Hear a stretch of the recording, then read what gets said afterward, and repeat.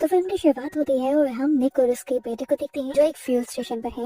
निक जिस time fuel डलवा रहा था उसका बेटा अंदर कॉफी लेने के लिए गया हुआ था। अचानक ही यहाँ पर कुछ गैंगस्टर्स आ जाते हैं जो स्टोर के अंदर जाकर शूटिंग करना शुरू कर देते हैं। इन्हीं गैंगस्टर्स में एक लड़का काफी घबराया हुआ महसूस होता है। पता चलता है कि वो पहली मर्तबा इन लोगों के साथ किसी को मारने के लिए आया हुआ था।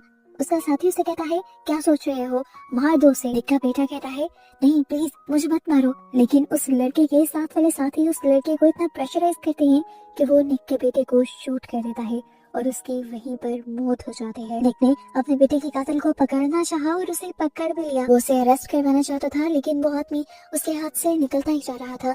निक उसके मुंह से मास्क उतारने में फिर भी कामयाब हो जाता है और उसका चेहरा देख लेता है। इससे पहले कि निक कुछ करता वो लड़का अपने आप को छुड़वा कर यहाँ से भागने की कोशिश करता है, लेकिन इतने में उसके साथ ही उसे वही छोड़कर जा चुके थे। निक के पास अब इतना टाइम नहीं था कि वो इस लड़के के पीछे भागे। वो अपने बेटे को एक मर्तबा हॉस्पिटल लेकर जाना चाहता था, लेकिन हॉस्पिटल जाकर भी कुछ नहीं हुआ। उसका बेटा मर चुका था। उसके बेटे की मौत ने अब उसे पूरी तरह तोड़ दिया था। यहाँ पता चलता है कि अब पुलिस भी उस किलर को पकड़ चुकी थी और उन्होंने उस किलर की वेरिफिकेशन के लिए निक को अब पुलिस स्टेशन बुलाया था। निक पहली बार में ही उस किलर को पहचान लेता है जिसने उसके बेटे को मारा था। अब कुछ ही दिन में उसका ट्रायल शुरू हो जाता। निक को उम्मीद थी कि उसके बेटे को मारने वाले इंसान को बड़ी से बड़ी सजा मिलेगी, लेकिन यहाँ लॉयर के पास आकर उसे पता चलता है कि उसको 3 साल से ज्यादा की सजा नहीं मिलने वाली, क्योंकि उसने निक के बेटे को इरादा करके नहीं मारा, लोगों के प्रेशर में आकर मारा था। और ऐसे सिचुएशन में ज्यादा से ज्यादा 3 साल कैद या फिर चंद $1000 का ही फाइन पे करना पड़ता है। लेकिन क्या निक के बेटे की जान की कीमत इतनी कम थी? वो लॉयर से पूछता है ऐसा कैसे हो सकता है, मैंने खुद देखा था, उसने मेरे बेटे को मारा था, मैं विटनेस हूँ। पर लॉयर उसे बताता है कि बदकिस्मती से उस लड़के से तुम्हारे बेटे की कोई दुश्मनी नहीं थी। उसने जिस गैंग को ज्वाइन किया था उस गैंग ने एक रूल बनाया हुआ था कि उनकी गैंग को ज्वाइन करने के लिए हर लड़के को पहले किसी को मारना पड़ता है, और उस रात उन्होंने तुम्हारे बेटे को मार डाला। लॉयर उससे कहते हैं अगर आप चाहें तो इस केस को बेशक 10 साल तक लड़े, आप उसे फांसी दिलवाने की पूरी कोशिश कर सकते हैं, लेकिन मुझे पूरा यकीन है कि उसको फांसी कभी नहीं होगी। लॉयर अब उसे समझाते हैं कि बेहतर यही है जो कुछ आपने हमें बताया उसी तरीके से सब कुछ जज को भी बताइएगा, ताकि जज को भी इस मौत पर थोड़ा तरस आए और वो उस किलर को ज्यादा से ज्यादा सजा दे। लेकिन उनकी बातें सुनकर अब निक बहुत ही ज्यादा उदास हो गया था। उसके बेटे को मारने की सजा सिर्फ 3 साल नहीं हो सकती थी। निक यहाँ से उठकर चला जाता है और अब इनकी मुलाकात ट्रायल के दिन में होती है। निक के सामने इस टाइम किलर को बुलाया जाता है और जब जज निक से पूछते हैं कि क्या यही किलर है, तो वो हैरानकुन तौर पर नाम ही जवाब दे देता है। और यहाँ से हमें पता चलता है कि अब उसके दिमाग में कोई दूसरी गेम चलने लगी थी। वो किलर भी अब उसे देखकर इस तरह मुस्कुरा रहा था जिससे पता नहीं उसने क्या जीत लिया हो। जज अब किलर को रिहा कर देता है और उस किलर को उसके सारे गैंग मेंबर्स लेने के लिए आते हैं। अब क्योंकि अपने गैंग वालों के लिहाज से दोस्त ने बहुत ही बहादुरी का काम किया था, इसीलिए वो उसे पार्टी करवाने के लिए लेकर जा रहे थे। और दूर खड़ा निक उन सबको बहुत गौर से देख रहा था, जैसे दिमाग ही दिमाग में उनके खिलाफ कोई प्लान बना रहा हो। इनके कुछ आगे बढ़ने पर निक ने इनका पीछा करना शुरू कर दिया और उसने देखा कि गैंग का लीडर उस लड़के को यानी किलर को लेकर एक लड़की के घर पर आया था और वो उसे वहाँ पर पार्टी करने के लिए कुछ पैसे देकर चला जाता है। ये ड्रेस देखने के बाद निक जल्दी से घर गया और घर जाकर उसने हथियार ढूंढना शुरू कर दिए और फिर एक ठीक सा हथियार लिए वो वापस उसी अपार्टमेंट में आया और जाते ही उसने अपने बेटे के किलर के ऊपर हमला कर दिया। उस लड़के ने अपने आप को बचाने की बहुत कोशिश की पर वो बचा नहीं पाया और निक ने उसे पेट में स्टैब कर मार डाला। जब वो लड़का मर गया तब जाकर निक को एहसास हुआ कि उसने बहुत बड़ा जुर्म कर दिया था। जिस चीज का इंसाफ वो अपने बेटे को दिलवाना चाहता था वही जुर्म उसने खुद कर दिया था। वो घबरा जाता है और वापस वहाँ से निकल जाता है। अपने खिलाफ सारे सबूत मिटाने के लिए उसने वो चाकू जिससे किलर को मारा था वो नदी में फेंक दिया। अब घबराया हुआ निक जब घर आया तो उसकी ऐसी हालत देखकर उसकी वाइफ और उसका दूसरा बेटा भी बहुत ज्यादा परेशान हो गए, पर निक ने उन्हें कुछ नहीं बताया कि वो किसी का मर्डर कर आया था। वो चुपचाप बाथरूम में जाता है और शॉवर के नीचे खड़े होकर रोने लग जाता है। वो इसलिए दुखी नहीं था क्योंकि उसका बेटा मर गया था, वो आज इसलिए दुखी था क्योंकि उसके अंदर का इंसान भी मर गया था अपने बेटे का बदला लेने के लिए। अगले दिन हमें बिली को दिखाया जाता है जो कि उस गैंग का लीडर है। उसे जब पता चलता है कि किलर की मौत हो गई है तो वो बहुत ही ज्यादा शॉक रह जाता है और अब वो अपने साथी के मरने पर बहुत ज्यादा गुस्सा था। वो आज का न्यूज़पेपर देखता है जहाँ निक के बेटे के मरने पर एक बहुत बड़ा आर्टिकल छपा हुआ था, जबकि उसका भी तो गैंग मेंबर बना था। वो गुस्से में सब लोगों से कहता है, ये है दुनिया का इंसाफ। जब दुनिया हमारे साथ ये बिहेवियर रखेगी तो हम भी दुनिया में यही करेंगे। जब एक बड़े बिजनेसमैन का बेटा या किसी बड़े ऑफिसर का बेटा मरता है तो पूरे पूरे आर्टिकल लिखे जाते हैं, और जब हम में से कोई मरता है तो बस एक लाइन लिखते जाते हैं कि गैंगस्टर मर गया। जो कुछ भी हो, अब वो अपने साथी का बदला लेने की ठान चुका था। जबकि दूसरी तरफ पुलिस वालों को भी उस गैंगस्टर के मरने की खबर मिल गई थी और वो जाकर निक को बताते भी हैं कि आपके बेटे का किलर मारा गया है। पुलिस को लग रहा था कि ये हरकत किसी दुश्मन गैंग की होगी, लेकिन वो ये नहीं जानते कि ये काम निक ने खुद किया है। यहाँ निक का साथी जो निक के पास बैठा हुआ था वो कहता है, आखिर तुम्हारे बेटे को इंसाफ मिल ही गया, बस उसकी ये बात का सुनना था। निक को लगा कि उसने जो किया ठीक किया। कल तक जिस गिल्ट में वो था कि उसने एक इंसान को मारा, उसके अंदर से अब वो गिल्ट खत्म हो गया था। यहाँ दोबारा हम गैंगस्टर बिली को देखते हैं जो अब अपने साथी के कातिल का पता चलाने में लग चुका है। वो उसी लड़की के पास जाता है जिस लड़की के पास उस दिन वो किलर किया था और पूछता है कि क्या तुमने इस आदमी को देखा। वो लड़की बता देती है कि मैंने उस आदमी को उसी दिन अपने अपार्टमेंट के करीब देखा था। उसका ये कहना था कि बिली को कंफर्म हो गया कि उसके साथी को मारने वाला कोई और नहीं बल्कि निक है। इसलिए अब ये लोग निक का पीछा करने लगे थे। कुछ ही दूर जाने पर निक को भी फील होने लगा था कि कोई उसके पीछे है। इससे पहले कि वो आदमी यानी वो गैंगस्टर गन निकाल कर निक को मार पाता, निक उससे पहले ही अपना सूटकेस उसके गन वाले हाथ पर मारकर उसकी गन को दूर फेंक देता है और खुद वहां से अपनी जान बचाकर भागने की कोशिश करता है। पर ये सारे लोग उसके पीछे पड़ जाते हैं। भागते हुए ये गैंगस्टर्स उसके ऊपर गोलियां भी चला रहे थे, लेकिन खुशकिस्मती से निक को एक भी गोली नहीं लगी। अपनी जान बचाने के लिए वो सारे सामान को गिराते हुए एक होटल के अंदर चला गया, लेकिन ये गैंगस्टर वहाँ भी आ गए। किचन से निकलकर वो गैराज में गया। उसने यहाँ की सारी गाड़ियों के सिक्योरिटी अलार्म बजाने शुरू कर दिए ताकि पुलिस या गार्ड में से कोई आकर उसे बचा सके, लेकिन यहाँ पर कोई भी नहीं आया था। अब वो भागकर रूफ गार्ड पोर्च में आ गया था और एक आदमी अभी भी उसके पीछे था जो उसे मारने ही वाला था, लेकिन अपने आप को बचाने के लिए निक उसे ही पकड़कर एक कार के दरवाजे के अंदर मार मार कर उसका बुरा हाल कर देता है। इस सारी मार कुटाई के अंदर वो गाड़ी खुद ब खुद चलने लग जाती है और इससे पहले कि वो नीचे गिर जाती है निक उसमें से बाहर निकल जाता है और दूसरा आदमी जिसे निक उस गाड़ी के अंदर डालकर मार रहा था वो उसी गाड़ी के क्रैश होने के साथ मारा जाता है।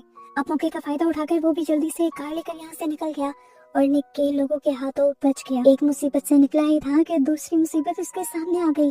उसकी वाइफ ने उसे बताया कि शाम होने तक उसका बेटा स्कूल से वापस नहीं आया था। वो बहुत ज्यादा घबरा जाता है, पर फिर उसे ख्याल आया जरूर उसका दूसरा बेटा अपने पहले भाई के मरने वाली जगह पर गया होगा। उसकी सोच ठीक भी निकलती है। उसका बेटा अपने भाई की याद में यहीं पर था और यहाँ से जाना भी नहीं चाहता था। इसी गुस्से में निक उसके ऊपर चिल्ला भी देता है। निक के बेटे को लगता है कि निक फजूल में गुस्सा कर रहा है, पर निक जानता था वो अपने बेटे को एक बहुत बड़ी खतरे से बचा रहा है। दूसरी तरफ हमें उन गैंगस्टर्स को दिखाया जाता है जिनके ऊपर निक ने अपने सूटकेस से हमला किया था अपने आप को बचाने के लिए। इस सूटकेस के अंदर निक की सारी पर्सनल इंफॉर्मेशन थी जो अब उन गैंगस्टर्स के हाथ लग भी चुकी है। इसी सूटकेस में निक की फैमिली पिक्चर भी है, जिस पिक्चर को देखते हुए इनकी सोच और अंदाज ये साफ जाहिर कर रहा था कि वो निक को हराने के लिए और अपना बदला लेने के लिए निक की फैमिली को भी अपना टारगेट बनाएंगे। अब वो गैंगस्टर बिली अपने एक आदमी को निक के ऑफिस भेजता है। सिक्योरिटी की बहुत रोकने के बावजूद भी वो निक से मिल लेता है और निक को वो सूटकेस पकड़ा जाता है जिसके अंदर से अब सारा सामान गायब था, लेकिन उसकी फैमिली फोटो थी जिसमें हर इंसान के चेहरे पर क्रॉस लगाया गया था और वो उसे सरेआम धमकी भी देकर जाता है कि तुमने बिली के साथ पंगा लेकर ठीक नहीं किया, अब तुम अपना अंजाम देखना। इस तरह इस गैंगस्टर के अंदर आने की वजह से और उसके निक को धमकी देने की वजह से ऑफिस के काफी सारे लोग डर गए थे। पिक्चर के पीछे इस टाइम एक नंबर भी लिखा हुआ था। निक जब उस पर कॉल करता है तो पता चलता है कि ये नंबर बिली का ही है। बिली उसे दोबारा धमकी देता है उसकी पूरी फैमिली को मारने के लिए और निक उससे कहता है कि अगर तुमने मेरी फैमिली के बारे में कुछ बुरा सोचा भी तो मैं तुम्हारा वही हाल करूंगा जो मैंने तुम्हारे साथी का किया था। उसके इस जवाब में बिली उससे कहता है तुमने जिसे मारा वो मेरा साथी नहीं था, वो मेरा सगा भाई था। बस ये सुनना था कि निक और भी ज्यादा घबरा गया। उसने फौरन फोन रखा और अपना पर्सनल फोन उठाते हुए यहाँ से निकल गया। वो अब समझ चुका था कि ये लड़ाई सिर्फ गैंगस्टर्स और निक के दरमियान में नहीं है, ये लड़ाई अब बिली और निक के दरमियान में आ गई थी। बिली वो था जिसका भाई मरा था और निक वो था जिसके बेटे के मरने पर उसने बिली के भाई को मारकर अपना बदला ले लिया था। लेकिन बिली का बदला तो अभी बाकी था। इस टाइम निक जो अपनी वाइफ को फोन मिला चुका था वो अपनी वाइफ को घबराते हुए बताता है कि हमारी जानों को खतरा है, तुम घर पर ही रहना, ना किसी को अंदर जाने देना, ना खुद बाहर जाना। और अपने बेटे का भी खास ख्याल रखना, मैं जल्द ही घर पहुंच रहा हूँ। वो अब अपने घर पहुंचता ही है कि उसके पीछे पुलिस ऑफिसर भी आ जाती है। ये ऑफिसर वही थी जो पहले निक के बेटे की मर्डर की भी इन्वेस्टिगेशन कर रही थी। इस टाइम वो निक से कहती है, तुम मान क्यों नहीं लेते कि वो सब तुमने किया है, और अगर तुम्हें लग रहा है कि वो सब हम लोगों से छुपा हुआ है तो ऐसा नहीं है। वो उस लड़की के मर्डर की बात कर रही थी जो निक ने किया था, लेकिन निक अपनी वाइफ के सामने वो सब कन्फेस करने से जरा सा हिचकिचा रहा था, और यहाँ उसकी वाइफ परेशानी से उसे देख रही थी। ऑफिसर निक से कहती है कि अगर तुमने हमारे साथ कोऑपरेट ना किया तो अंजाम के जिम्मेदार तुम खुद होगे। तुम्हें लगता है कि तुमने सिर्फ एक लड़के को मारा है जो तुम्हारे भाई का कातिल था, लेकिन तुम गलत हो। वो एक गैंगस्टर था और तुमने उसे मारकर एक गैंग वॉर शुरू कर दी है। ये कहकर ऑफिसर वहाँ से निकल जाती है और घबराया हुआ निक उसके पीछे जाकर मान जाता है कि उसी ने उस लड़के को मारा था, और अब वो नहीं चाहता कि उसके बड़े बेटे की तरह उसकी फैमिली को भी कोई नुकसान हो। ये बात सुनकर ऑफिसर उससे वादा करती है कि जितना हमसे हो पाया हम तुम्हारी मदद करेंगे। आज रात को 2 ऑफिसर्स तुम्हारे घर पर तुम्हारी फैमिली की प्रोटेक्शन करेंगे, लेकिन तुम्हें खुद भी काफी ध्यान रखना होगा। अब तो निक की वाइफ को भी सारी सच्चाई पता चल चुकी थी।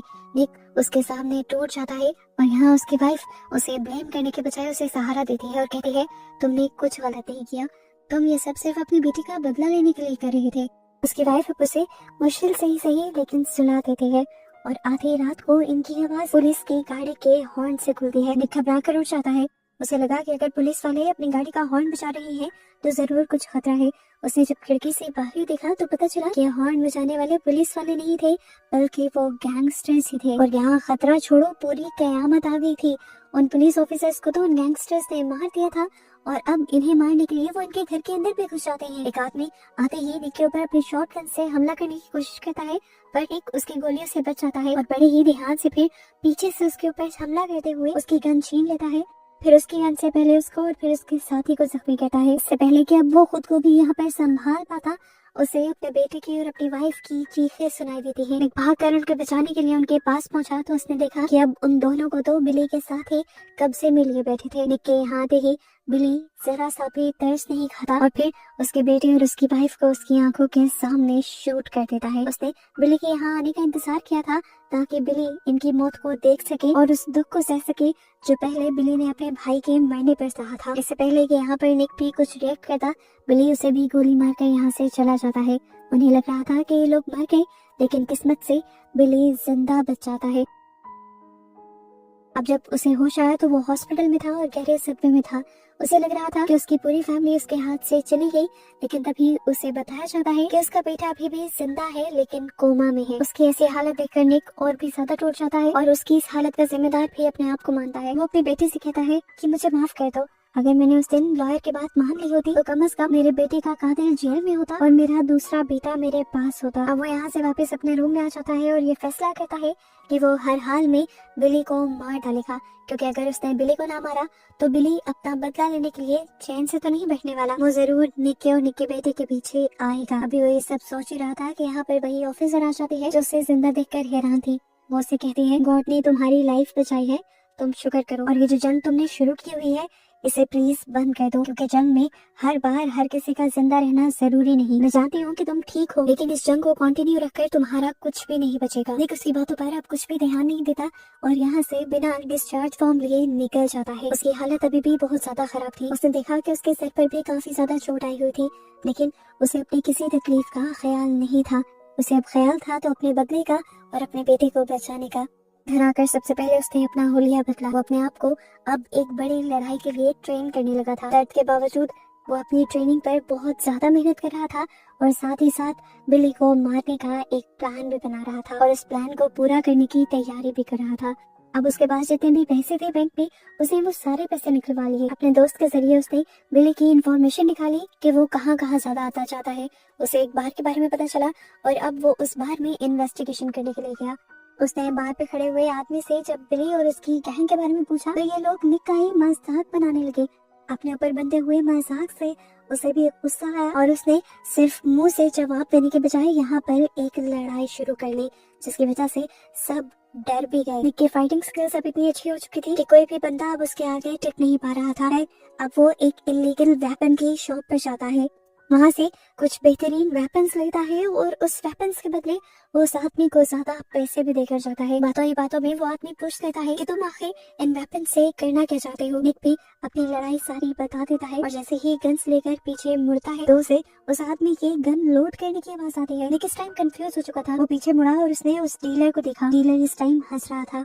उसने बताया कि तुम जिसे ढूंढ रहे हो बिली, वो मेरा ही बेटा है और तुमने जिसे मारा था वो भी मेरा ही बेटा था। ये सुनकर 1 मिनट के लिए निक भी घबरा गया। उसे लगा कि अब ये आदमी ही उससे अपना बदला ले लेगा, लेकिन इस आदमी ने कहा जो हुआ सो हो गया। मैं तुम्हें इस टाइम कुछ नहीं करूंगा और ना ही मैं तुम्हें ये कहूंगा कि तुम बिली को ना मारो, क्योंकि बिली मेरा सगा बेटा है ही नहीं। लेकिन हाँ, अगर तुमने ये गलती की कि तुमने मुझसे उसका पता पूछा तो फिर मैं तुम्हें मार डालूंगा। अपने यहाँ से सारे वेपन्स लेकर निकल चुका था। कई दिन उसने इन वेपन्स को चलाने की प्रैक्टिस की। वो एक गैंग वॉर के अंदर जा रहा था। थोड़ी सी भी गलती वो बर्दाश्त नहीं कर सकता था। जब उसे लगा कि उसकी ट्रेनिंग पूरी हो गई है तब वो बिली के दोस्त का पता चलाते हुए उसके अपार्टमेंट में पहुंच जाता है। बिली का दोस्त जैसे ही निक को जिंदा देखता है तो वो कंफ्यूज हो जाता है, क्योंकि निक के ऊपर गोली इसलिए ने चलाई थी। उसने उसे पूछा तुम जिंदा कैसे बच गए। निक कहता है सवाल ये नहीं है, सवाल ये है कि इस टाइम बिली कहाँ है। वो आदमी घबराया हुआ था अपने सामने बंदूक लिए निक को देखकर, इसीलिए उसने जल्दी से बिली का बता भी दिया कि वो एक पुराने मेंटल हॉस्पिटल के अंदर रहता है।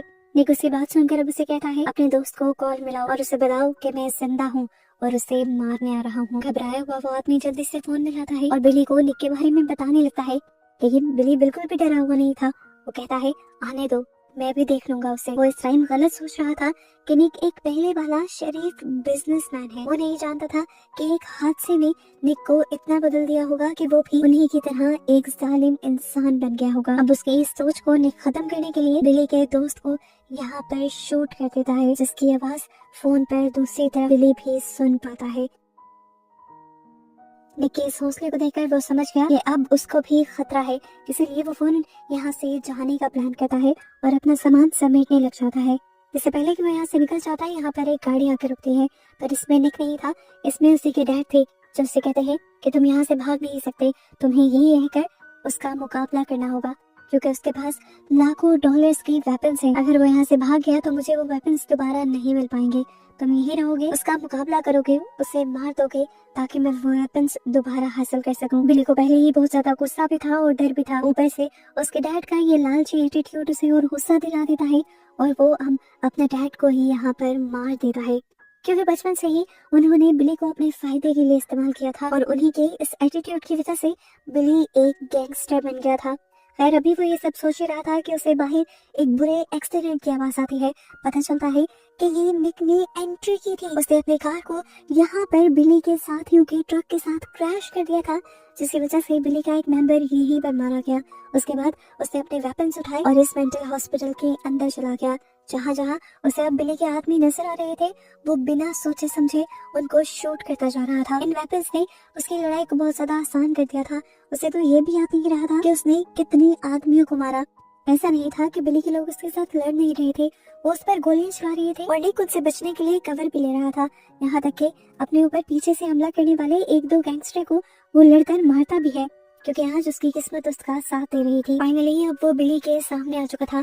बिली को देखते ही वो बिली के ऊपर गोली चलाता है और बिली उसके ऊपर, पर बिली के काफी सारे निशाने चूक जाते हैं। इस टाइम पर लगता तो ये कि लड़ाई खत्म हो गई और निक ने बिली को मार दिया, लेकिन तभी पीछे से बिली का एक दूसरा साथी निक के ऊपर गोली चलाता है, जो निक को गर्दन पर लग जाते हैं। निक दर्द से तड़प जाता है और यहाँ जाकर एक बेंच पर बैठ जाता है। उसे मारने के लिए बिली दूर से कई मरतबा गोली चलाता है, पर एक भी गोली निशाने पर नहीं लगती और अब वो अपने आप को घसीटते हुए ही निक के पास आकर बैठ जाता है और उससे कहता है, देखो मैंने तुम्हें क्या बना दिया। पता है, एक इंसान से गैंगस्टर बनने के लिए सिर्फ एक दूसरे इंसान को मारना पड़ता है। जिस तरह मेरे भाई ने तुम्हारे बेटे को मारा था और फिर तुमने मेरे भाई को मार दिया और आज पता नहीं कितने लोगों को मार दिया। उसकी इस बात से निक को बहुत ज्यादा गुस्सा आता है और निक अपने पास छुपाई हुई एक दूसरी गन निकाल लेता है और बिली से पूछता है, क्या मरने के लिए तैयार हो। इस गन को देखकर इस टाइम पर बिली की आंखों से आंसू आ जाते हैं, लेकिन वो कुछ नहीं बोलता और निक फाइनली बिली को मार देता है और फिर उसी की गाड़ी लिए यहाँ से निकलकर अपने घर आ जाता है। वो बहुत ज्यादा दर्द में था, उसका खून बहुत ज्यादा बह चुका था, बिल्कुल नहीं लग रहा था कि वो बचेगा। वो जाकर सोफे पर बैठ गया और सामने अपनी फैमिली की पिक्चर्स देखने लगा। उसे वो सारे पल याद आने लगे, जो पल उसने अपनी फैमिली के साथ अच्छे गुजारे थे। अपना बदला लेने के चक्कर में उसने अपनी पूरी फैमिली गंवा दी थी। इसीलिए आज वो जीत कर भी खुश नहीं था। उसकी आंखें अब आहिस्ता आहिस्ता बंद भी होने लगी थी। इससे पहले कि वो पूरी तरह मर जाता, यहाँ पर अब वही ऑफिसर आ जाती है जो इस सारे केस को हैंडल कर रही थी। वो निक को बताती है कि तुम्हारा बेटा होश में आ गया है। ये सुनते ही निक के चेहरे पर एक मुस्कान आ जाती है, क्योंकि आज जो कुछ इसने किया था वो अपने बेटे के लिए ही किया था। उसे पता था कि अगर उसका बेटा जिंदा बच गया और उसने बिली को ना मारा तो बिली उसके बेटे को मार देगा। लेकिन कम से कम आज अपनी जान गंवाकर और उस सारी लड़ाई को जीतकर उसने न सिर्फ अपने बेटे की जान बचाई थी, बल्कि आगे भी कई इंसानों की जानें बचा ली थी जिनको वो बुरे गैंगस्टर मारते थे। इस टाइम उसे मुस्कुराता हुआ दिखाते हुए ये मूवी यहाँ पर एंड हो जाती है, ये दिखाए बगैर कि निक जिंदा बचा भी है या मर गया।